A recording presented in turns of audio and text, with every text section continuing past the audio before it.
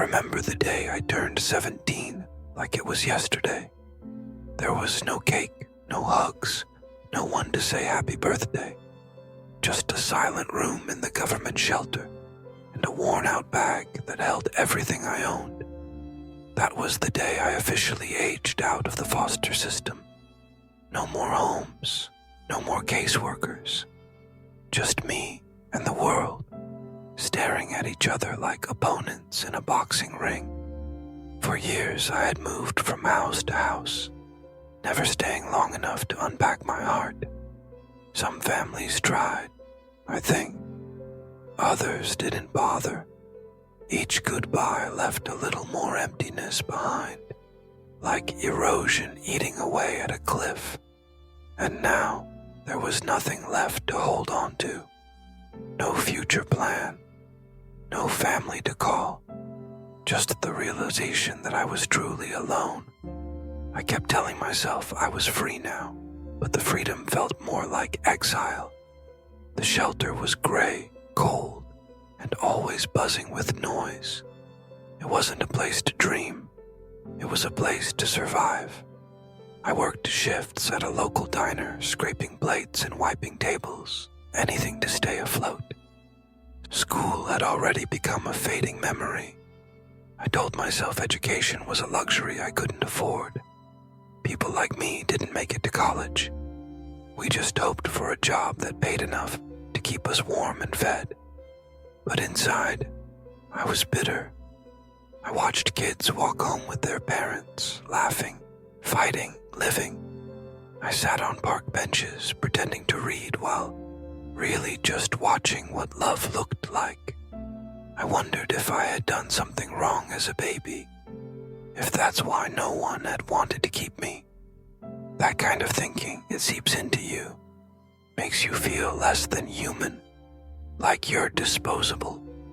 And once you start believing that, you stop dreaming, stop hoping. You just get through the day. Then one evening, as I was sweeping outside the shelter, an older man with kind eyes and a weathered sweater stopped to talk. He introduced himself as Mr. Lawson, a retired teacher who volunteered there. He said he saw something in me. I almost laughed. People had said that before, but they never stuck around to prove it. But he did.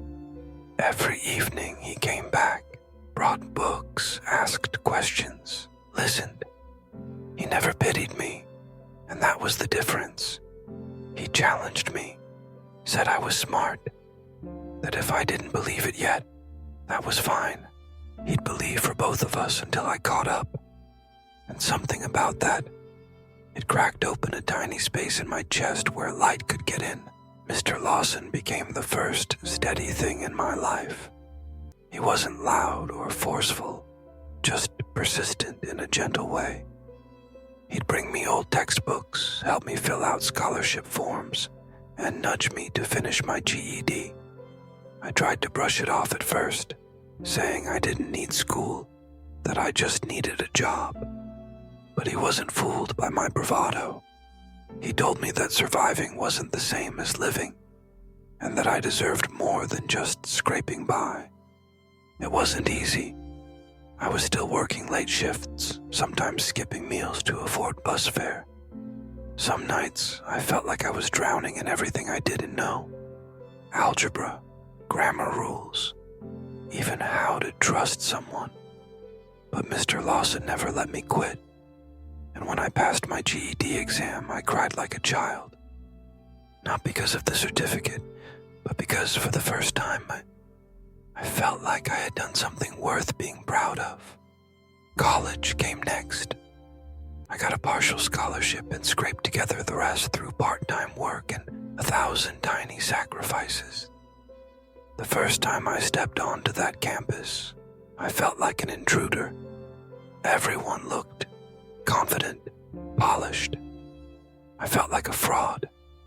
But every time I wanted to give up, I'd remember Mr. Lawson's voice telling me I belonged there as much as anyone else. It took years, not just to graduate, but to believe in myself. Along the way, I started speaking at shelters, telling other kids that their past didn't define them. I told them about my journey, not to brag, but to give them a map out of the darkness. I mentored younger teens, just like Mr. Lawson did for me. And slowly, piece by piece, I became the person I used to dream about becoming. When I stood on stage to give my college graduation speech, my hands trembled, not out of fear, but gratitude. I looked out and saw Mr. Lawson in the crowd, tears in his eyes, pride written on his face. I thanked him and all the invisible hands that had lifted me up. That day, I announced the launch of a foundation for foster youth dedicated to helping kids like me find their voice, their strength, and their place in the world. It wasn't about charity. It was about passing the torch.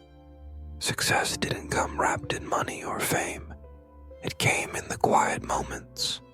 A warm meal, a finished essay, a kid in the shelter saying, "If you did it, maybe I can too." Sometimes we're not born into love, but if we keep walking, keep believing, we might just grow into it. Because being seen, truly seen, is sometimes all it takes to rewrite a life. If this story touched you, share it with someone who might need it. Like, comment, and subscribe for more stories that remind us how powerful a single act of belief can be.